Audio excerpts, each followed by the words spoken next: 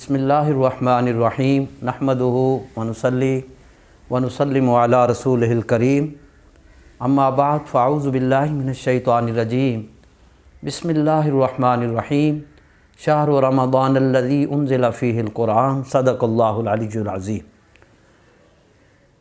रमज़ानुल मुबारक की बहुत सी बरक़ात हैं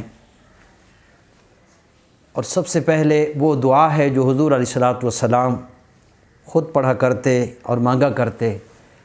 और हुज़ूर की दुआ ये थी, अल्लाहुम्मा बारिक लना फ़ी रजब व शाबान व बल्लिगना इला रमज़ान।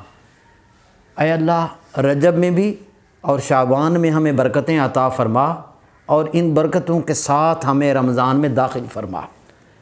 तो अल्हम्दुलिल्लाह रमज़ानुल मुबारक का आगाज़ हो चुका। इसमें बहुत सी इबादत के साथ साथ बहुत बड़ी एक इबादत है, वो नमाज़ तरावीह है, जिसको हर मुसलमान मर्द और औरत अदा करते हैं। तो उस हवाले से आज हम गुफ्तगू कर रहे हैं, चूँकि नमाज़ तरावीह है और नमाज के लिए तमाम वो मसाइल जो नमाज में लाज़मी होते हैं वो तरावीह में भी लाज़िम है। मसलन जिस्म पाक हो, लिबास पाक हो, जगह पाक हो और बावुज़ू हो, मुकम्मल आदाब के साथ अल्लाह की बारगाह में हमने नमाज तरावीह के लिए खड़े होना है। चूँकि नमाज तरावीह में ख़ास तौर पे मसाजिद में रश और तादाद बढ़ जाती है। इसमें एक ख़ास बात यह है कि किसी भी नमाजी के आगे हरगिज़ नहीं गुज़रना, वरना वो बहुत बड़ा गुनाह है, अहादीस में आता है। एक बात ये मस्जिद के आदाब अर्ज़ कर रहा हूँ। और फिर दरवाज़े अमूमन खुलते हैं, बंद होते हैं, इससे नमाजी की नमाज डिस्टर्ब होती है, वो भूल जाते हैं, इमाम साहब भी भूल जाते हैं। तो दरवाज़ा आहिस्ता से खोलें और आहिस्ता से बंद करें। तीसरी चीज़ ये है कि मस्जिद की सफाई का, वैसे भी सफाई निस्फ़ ईमान है, और मस्जिद की सफाई का ख़ास ख्याल रखें। कोई ऐसी चीज़ उसके अंदर ना डालें जिससे मस्जिद के तक़द्दुस को नुकसान पहुँचे। और सबसे बढ़कर यह है कि मोबाइल फ़ोन बंद कर दें। इस चीज़ ने हमारी पूरी तवज्जो अल्लाह से हटा के किसी और तरफ कर दी है, तो पूरा सवाब और नेकी बरकतें हम इस तरह ज़ाय कर बैठते हैं। एक बेल के बजने से 100 अगर नमाज़ पढ़ रहा है बंदा, तो उन सब की तवज्जो अल्लाह से हट जाएगी और वो अकेला गुनहगार होगा। तो मोबाइल फ़ोन बंद कर दें या बिल्कुल साथ ही ना लाएं तो ये और बेहतर है। मस्जिद में फ़जूल बातों से बिल्कुल बचना है, और ख़ास तौर पे बच्चे बहुत शौक़ से आते हैं, ये बड़ी अच्छी बात है, मगर बच्चों को आपने ख़ुद कंट्रोल करना है। अपने बच्चों को अपने साथ खड़ा करें। ये नहीं आप सजदे में जाएं और पीछे बच्चे बाकियों की नमाज़ें ख़राब करें, या बाहर मस्जिद में खड़े होकर शोर या मोबाइल में गेमें खेल रहे हों, तो ये बहुत बड़ा गुनाह होगा। बच्चों को साथ लाएं और उनको कंट्रोल करें।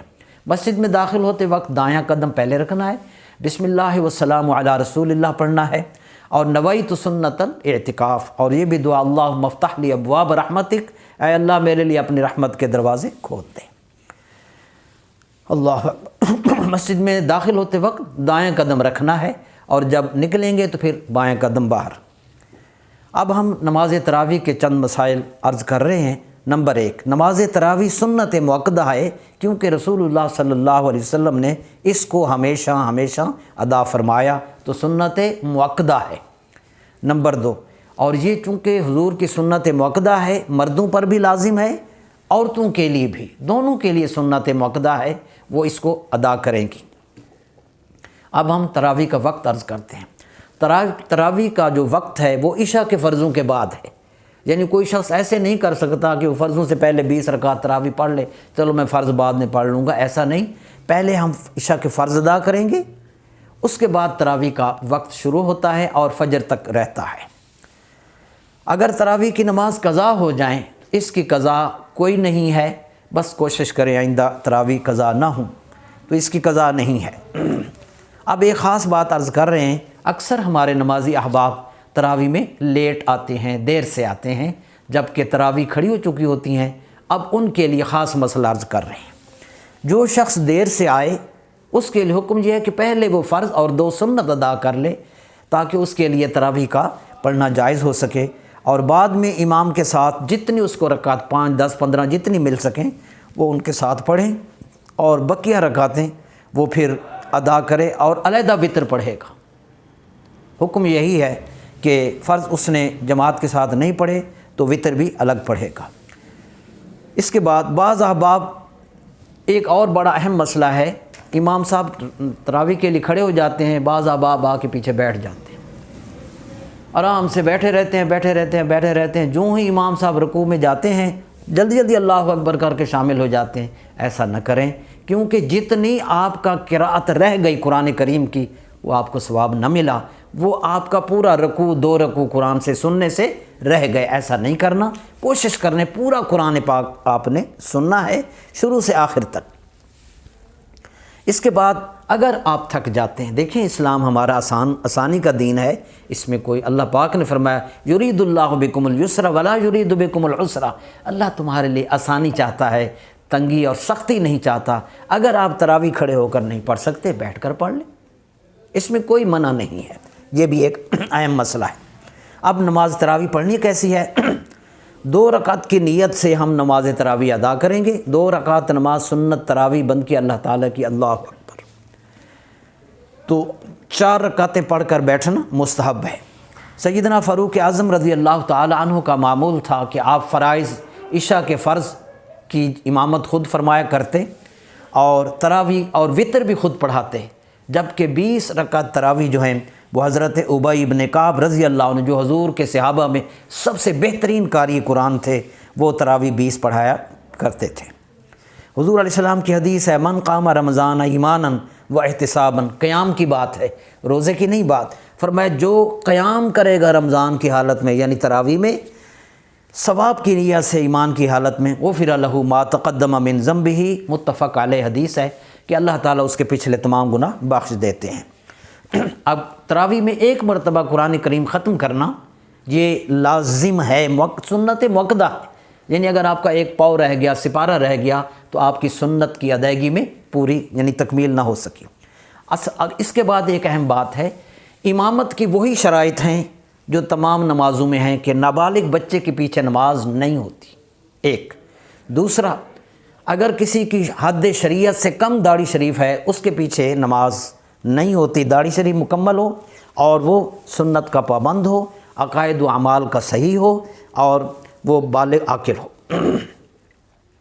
اگر کوئی آیت مبارکہ رہ جاتی ہے، ہم چونکہ حفاظ کرام ہیں، ہمیں بعض آیتیں رہ جاتی ہیں، بھول جاتی ہیں، تو کوئی آیت اگر تراویح میں پڑھنے سے رہ جائے تو اگلی رکعت میں اس کو دوبارہ پڑھ لیں تاکہ قرآن کی ترتیب مکمل ہو سکے۔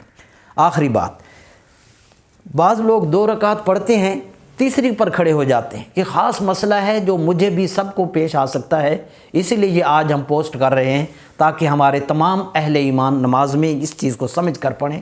2 رکعت نماز پڑھی، بیٹھنا تھا 2 کے بعد، ہم کھڑے ہو گئے، اب کیا کریں؟ سن لیں، فرمایا کہ 2 رکعت پر اگر کوئی بیٹھنا بھول جائے تو اب تیسری پر کھڑا ہو گیا، اس کو سمجھ جائے کہ میں تیسری پر مجھے نہیں کھڑا ہونا تھا، تو اب اس کے لیے حکم ہے واپس آ جائے، اتحیات میں بیٹھے سجدہ سہو کرے اور اس کے 2 رکعت ہو جائیں گی۔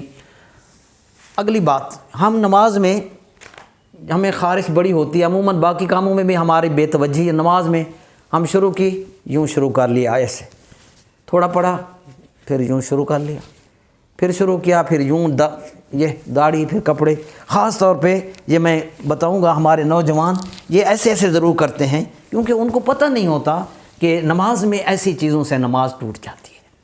تو ایسی چیزیں جن سے نماز ختم ہو جائے تو فرمائے ایک رکن میں یعنی قیام میں، رکوع میں، سجدے میں، اتحیات میں اگر آپ نے 2 مرتبہ عذر کی وجہ سے ہاتھ اٹھا لیا تو کوئی حرج نہیں، لیکن اگر آپ نے 3 مرتبہ ہاتھ اٹھایا تو یہ نماز ٹوٹ جائے گی۔ اگلی بات، سجدہ میں جب آپ جائیں تو پیشانی زمین پر جمی رہے۔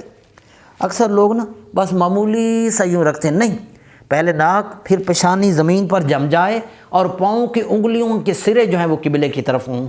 اس طریقہ سے آپ ساری تراویح ادا کریں۔ اور حضور علیہ السلام کی آخری حدیث ہے، سب سے بڑا گفٹ ہے رمضان المبارک کا جس کی طرف ہماری توجہ ہو، آپ میرے لیے بھی، میں آپ کے لیے دعا کروں گا۔ حضور علیہ السلام نے ارشاد فرمایا وَإِنَّ لِكُلِّ مُسْلِمٍ وَفِي كُلِّ يَوْمٍ وَلَيْلَةٍ دَعْوَةً مُسْتَجَابَةً، رمضان المبارک کی ہر رات اور دن میں مسلمان کی ایک دعا ضرور قبول ہوتی ہے، اس کی طرف توجہ کرنی ہے۔ اللہ تعالی ہم سب کو نماز تراویح صحیح ادا کرنے کی توفیق عطا فرمائے۔ وآخر دعوانا ان الحمد للہ رب العالمین۔